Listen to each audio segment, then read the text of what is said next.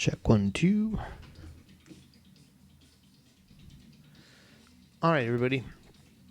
I have about 8 minutes live here today, so I'm not going to respond to any questions. I don't think I'll get any. In case anyone does show up, hello. I don't have the chat window up, so I won't know, but hello. You won't hear me say hello anyway, so it doesn't matter. But what I got to get going on here is what I came to do is try to get across the fretboard in 8 minutes or less. So try to explain it so anyone can see just how easy it is if you graph it out and make it visual to yourself. And then it's up to you to learn the mechanics of the theory involved, but this can make it fun because now you can use your instrument the way it was created. So we want to draw up a fretboard really fast on graph paper. E, A, D, G, B, E is what we're representing today. I'm sure you know your string order on your guitar.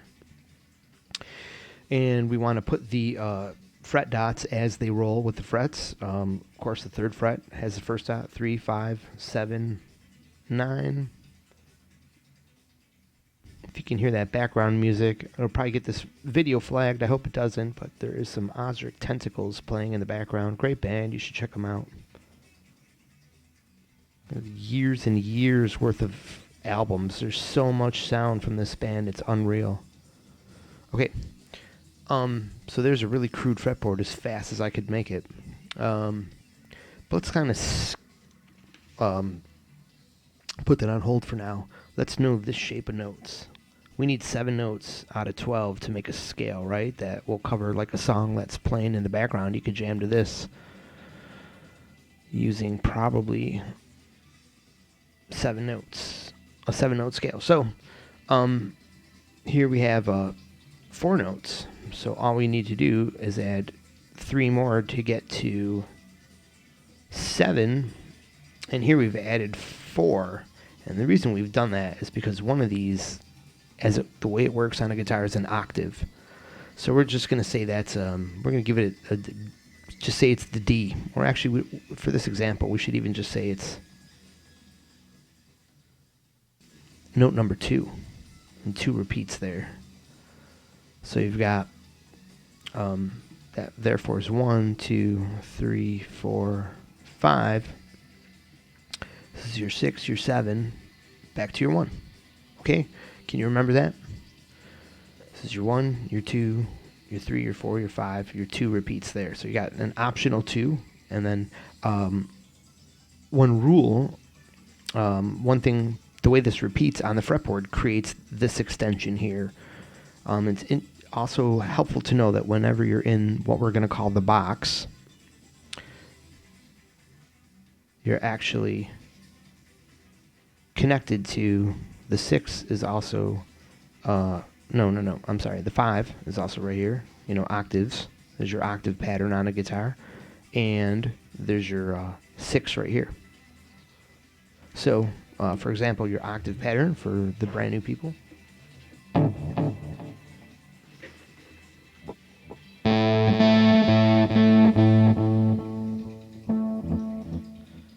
There. Anyways, so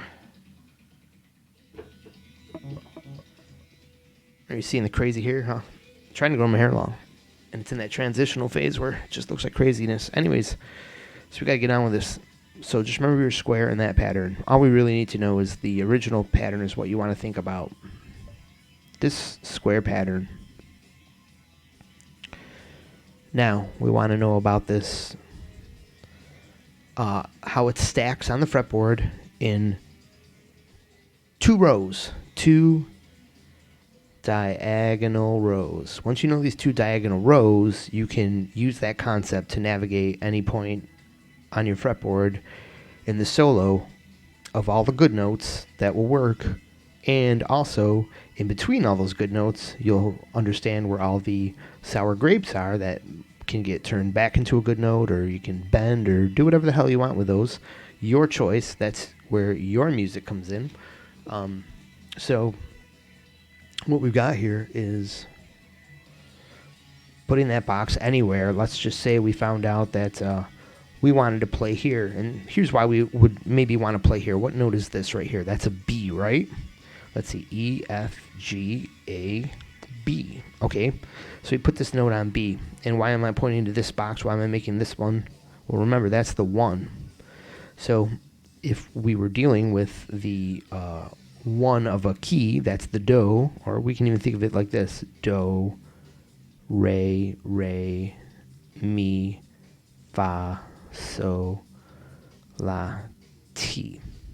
Modal music can make one of these the focus. Then you would use one of these as the anchor.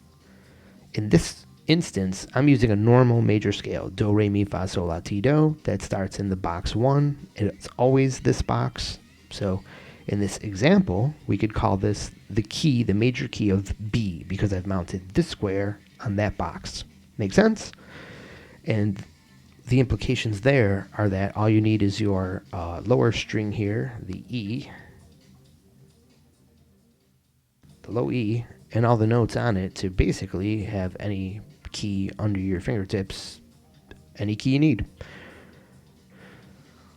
without having to know all the notes on the fretboard or anything complex like that. So basically, if we just draw this square and draw 2 boxes on each end, good, but actually it's not what I want to concentrate on right now. We'll do that later.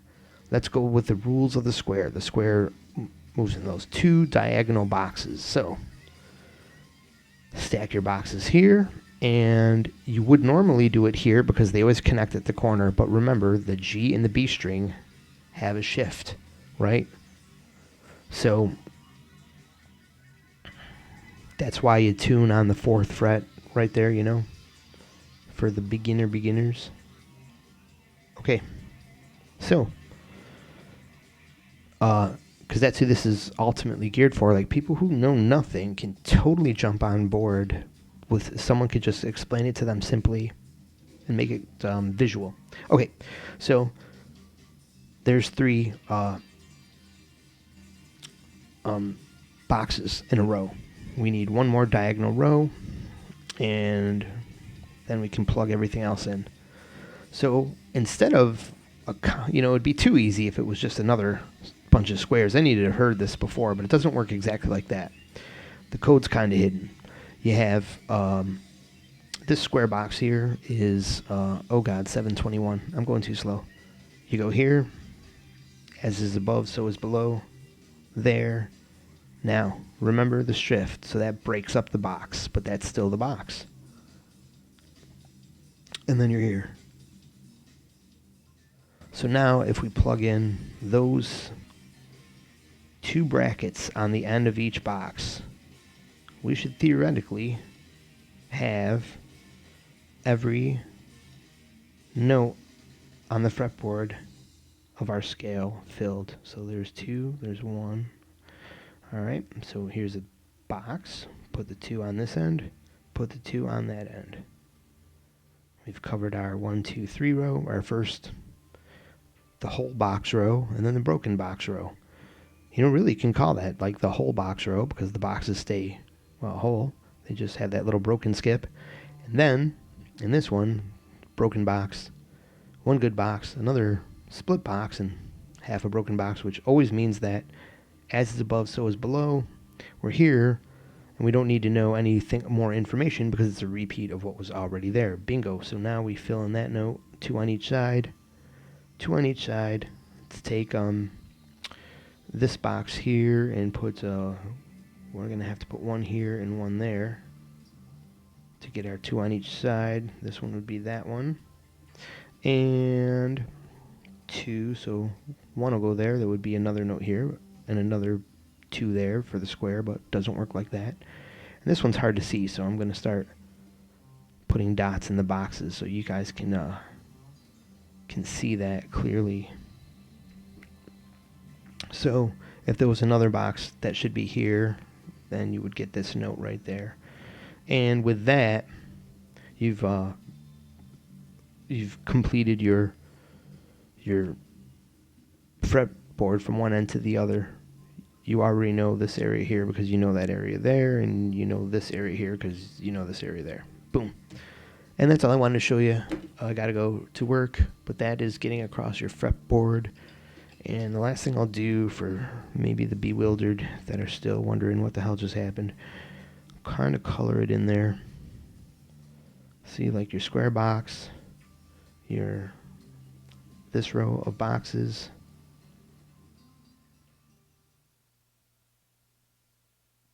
and then the 2 on each end of every box creates all the other notes. You can plug mode names in here because this is static. It always stays the same because that's the construction. It's until you change the tuning. If you want to change tuning, then you can graph out your own simpler fretboard. But if you want to know why it's set up like it is, how it works, graph it out as it is, and you'll know the hard and fast rules. They never change, creating the 1 in this box. So make it super easy. Have fun jamming. So for example, also you could know that this is learn today that you're 1, 2, 3, 4, 5, 6. Here's something to copy down for you guys want to go over and make this really powerful and impactful, and be able to go right to get out of this video and go search modal backing tracks. Remember, your 1 is your Ionian, 2 is your Dorian, Phrygian, Lydian. Oops. We want to put those as they exist.